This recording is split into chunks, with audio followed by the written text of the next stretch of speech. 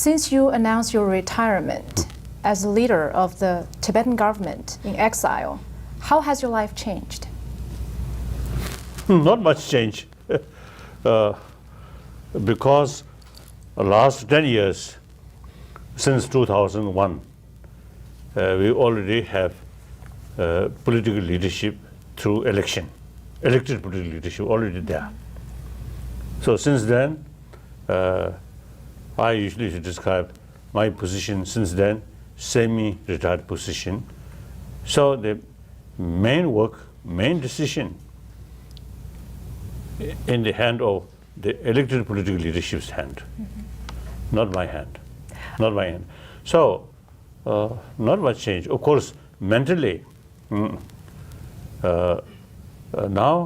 what I call relinquish all the sort of political sort of what's the responsibility.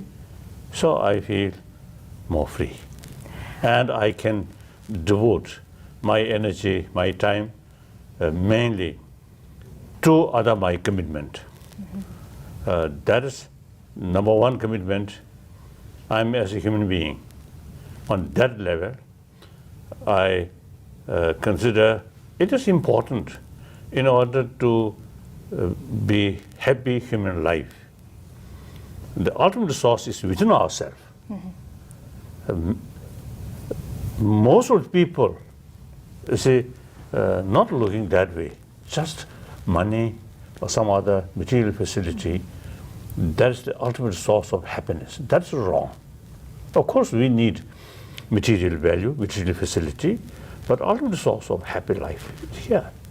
So that's my sort of number one commitment, to educate people, make aware that thing, irrespective of whether religious believer or non-believer. Then second, promotion of religious harmony. So now I can spend more time on these two fields. How will your retirement impact the future negotiations between the Tibetan government in exile and the Chinese government? Will you disengage yourself from the process completely? Oh yes, theoretically yes. Now I have no longer sort of responsibility. In case the elected leadership need some my help, then I always available like that. You have dealt with the Chinese leaders for the past 60 years. What lessons have you learned from dealing with them for the past 6 decades? 6 decades. Then, first lesson, I very much attracted about Marxism. So at that time, I expressed I want to join Chinese Communist Party. Still, I am Marxist. As far as the socio-economic theory is concerned, I am Marxist still. So that's one impact. Then, of course, the I think last and since mid-50s, then things change. Obviously, I very much sort of frustrated about hypocrisy. Saying something nice, but doing something different. And then, sort of too much suppression, particularly the last 50 years. So then I really sort of say, respect or admire democracy, freedom. You have dealt with 4 generations of Chinese leaders, from Mao Zedong to Hu Jintao, and we know soon that Mr. Xi Jinping will take over as the 5th generation leader. What are your observations of Mr. Xi, and what is your hope for him? I don't know much Xi Jinping. Of course, his father I know quite well. Xi Zhongxun. Xi Zhongxun, Yeah. 秘书长, Xi Zhongxun, very nice, very jovial. That I remember. But his son, I never met, I don't know. Some people say he's thinking naturally sort of a younger person, so he's thinking, some say more sort of open-minded, but I don't know. A lot of Chinese people feel the Chinese government have put tremendous resources into developing Tibet. And they cannot understand why there is such widespread discontent among Tibetans, both inside and outside China. Do you think Tibetan people are ungrateful? Now, we are human beings. Even Chinese people themselves, it is not sufficient just to give food, shelter. We are human beings. We love some other values.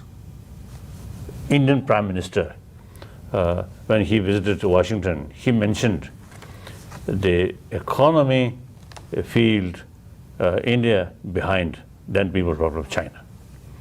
But India, some other fundamental values, that is democracy, freedom, rule of law, transparency, freedom of speech, freedom of press, these things, which China is lacking. So these are fundamental value, human being. Now, even if the Prime Minister, Wen Jiabao himself, several times, several occasions, he expressed, now China, economy field, much advanced. Now, it is highly necessary, some political reforms. He openly sort of stated. And like him, I think a lot of sort of voice about the freedom, these things now growing in China. As you just mentioned, China... So therefore, you see, Tibetan, firstly, like any other human being, he loves freedom. Too much restriction. And naturally, you see, feel some kind of sort of, or say, uncomfortable. That naturally. Then, Tibetan case, we have our own language, our own script, and in that script or that language, the very rich Buddhist tradition, Buddhist philosophy.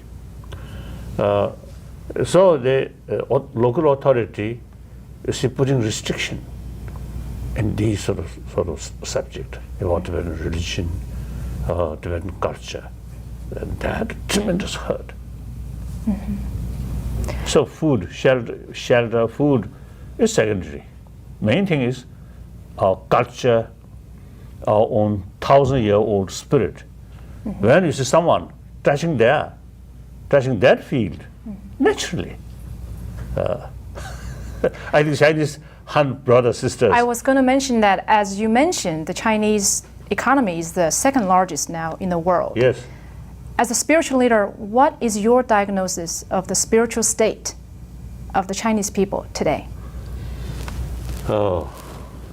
According to some information, number of Chinese, including many party members, now showing interest about spirituality more and more, I heard. And then the last few years, more and more Chinese Han brothers, sisters from mainland China coming to see me. And many of them, when we met, crying. They really genuinely express their sort of what's today, their interest about Buddhism.